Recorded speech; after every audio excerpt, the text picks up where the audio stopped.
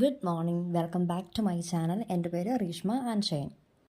നമുക്കൊന്ന് വളരെ ഡിഫറെൻ്റ് ആയിട്ടൊരു സ്നാക്സ് ഉണ്ടാക്കിയാലോ? ഇപ്പോൾ ചക്ക സീസൺ ആയതുകൊണ്ട് എല്ലാവരുടെയും വീട്ടിൽ ചക്ക ഉണ്ടാവും. പക്ഷേ ചക്ക വെച്ചിട്ടല്ല ഉണ്ടാക്കാൻ പോകുന്നത്, ചക്കേൻ്റെ കുരു, നമ്മുടെ ചക്കക്കുരുവില്ലേ, അത് വെച്ചിട്ടാണ്. ചക്കക്കുരു വെച്ച് ഡിഫറെൻ്റ് ആയിട്ട് ടേസ്റ്റി ആയിട്ട് ഹെൽത്തി ആയിട്ട് നമുക്കൊരു സ്നാക്സ് ഉണ്ടാക്കാം. അപ്പോൾ പോകാം വീഡിയോയിലേക്ക്. ആദ്യം ഈ പരുവത്തിൽ ഞാൻ ചക്കക്കുരു എടുത്തിട്ടുണ്ട്. ഈ ചക്കക്കുരുവിനെ നല്ല വൃത്തിയായി തൊലിയെല്ലാം കളഞ്ഞ് ചെത്തിയെടുക്കുക. ഈ ബ്രൗൺ കളർ കുഴപ്പമില്ല കേട്ടോ, അത് പോയില്ലെങ്കിലും കുഴപ്പമില്ല. ശേഷം ചെറുതാക്കി അരിഞ്ഞ് മാറ്റി വെക്കുക. എന്നിട്ടൊരു ചീനച്ചട്ടി എടുത്ത് നമ്മൾ ഈ അരിഞ്ഞു വെച്ച ചക്കക്കുരുവിനെ അതിലേക്ക് ഇടുക.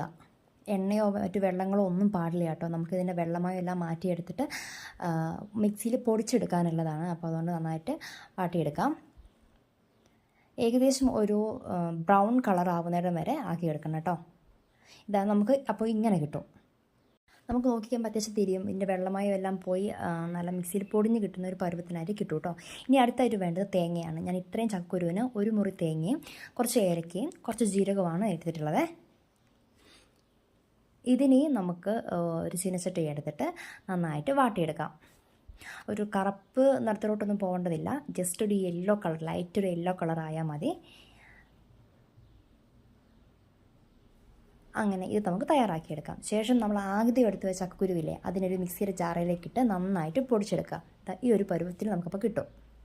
അതിനുശേഷം നമ്മൾ മറ്റേ തേങ്ങയില്ലേ, നമ്മൾ യെല്ലോ കളറിലാക്കി വെച്ച തേങ്ങയില്ലേ, ആ തേങ്ങയും കൂടെ നമ്മൾ ഈ മിക്സിയുടെ ജാറയുടെ ഉള്ളിലോട്ടിട്ടിട്ട് ഇത് രണ്ടും കൂടെ ഒരുമിച്ച് പൊടിച്ചെടുക്കണം. അപ്പോൾ നമുക്ക് ഏകദേശം ഈ ഒരു പരുവത്തിൽ കിട്ടും കേട്ടോ. ശേഷം ഈ പൊടിയെ മറ്റൊരു ചീനച്ചട്ടി എടുത്തിട്ട് ചൂടാക്കിയെടുക്കാം കേട്ടോ.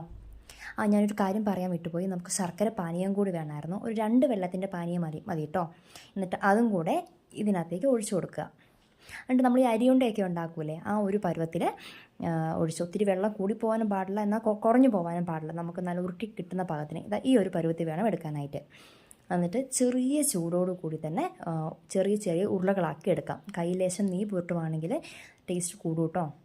അപ്പോൾ ഇതെല്ലാം കൂടെ ചെറിയ ഉരുളകളാക്കിയിട്ട് നമുക്കൊരു പാത്രത്തിലോട്ട് എടുത്ത് വയ്ക്കാം.